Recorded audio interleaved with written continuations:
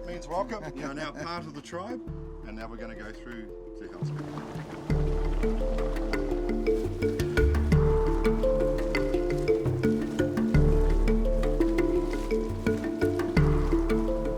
Now, Hell's Gate is obviously an English word, but this place is actually known in Māori as Tikateri. But the reason why it's known better around the world is Hell's Gate is we had a gentleman who came here called George Bernard Shaw, and basically he wished he'd never came. Right? He was an atheist, he didn't believe in God whatsoever, and when he got here and saw our pools and was looking down into them, he decided that I need to change my ways, otherwise I'm going to go through these portals and I'm going to be in trouble. Oh, he found God here. He did indeed. He was here for a week with our people, and our people said, right, in honour of your visit to us, because he got on very well with them, we will let this place be known in English as Hell's Gate.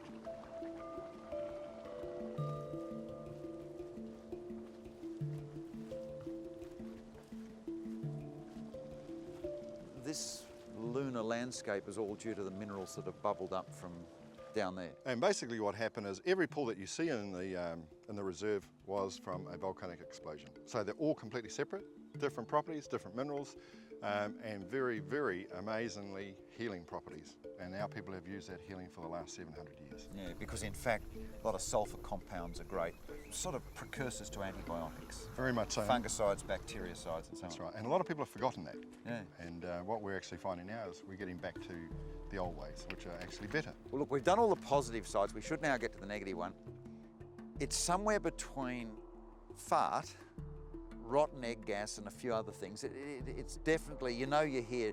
You don't need to walk through the gate, you go, and all the way it's like, The good thing about it, this is one place in the world that you can actually do a fart without a problem.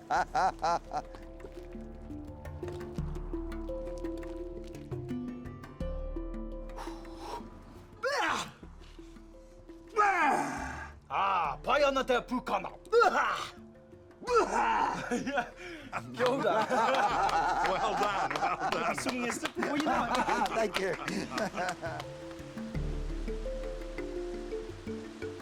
No, I've got to say, Brian, that looks almost real. It is real.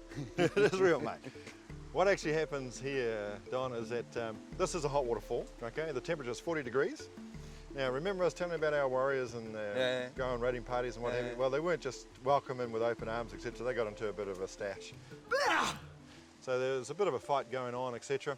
What they'd do is they'd come back here, they'd bathe themselves in this waterfall, and that would actually salve their wounds. And in fact, modern medicine would bear out that this is actually quite good for stopping bacterial and Very fungal much so. problems. And so when you come here to bathe, we actually can control psoriasis of the skin, eczemas and dermatitis. And we actually have doctors sending people to us to do just that. Huh. Now this is a mud volcano. In other words, it's formed in just the same sort of shape. It should have the hollow centre of the ordinary volcano, but the top's blocked up. So this is going to blow. Yes, this will blow in Will about... we get a warning? Not really, no. It just, how far? 2.5 metres up, Yeah, yeah. And 5 metres out. yeah, right. Okay, Bye. well, that's fantastic, Brian. I'll see you.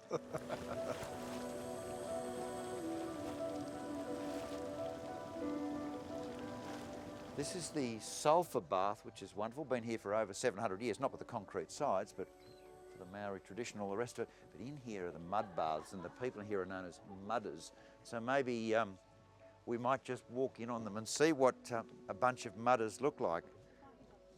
Hello. So these are the genuine mud people of Rotorua. This is what mud people look like. You've just started with the mud bath. Where do you go from here? Do you do the sulphur one? We do the sulphur bath. Yeah, we're going to have Cold that cold shower first, which won't be nice. No. No, and you're not going to be around.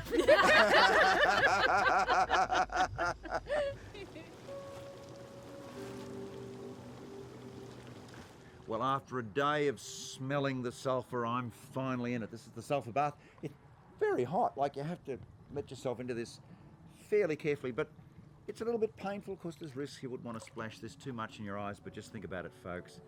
Whatever it is that's eating away at various parts of your body after you've been in this sulphurous water for a while, it'll all be dead and gone.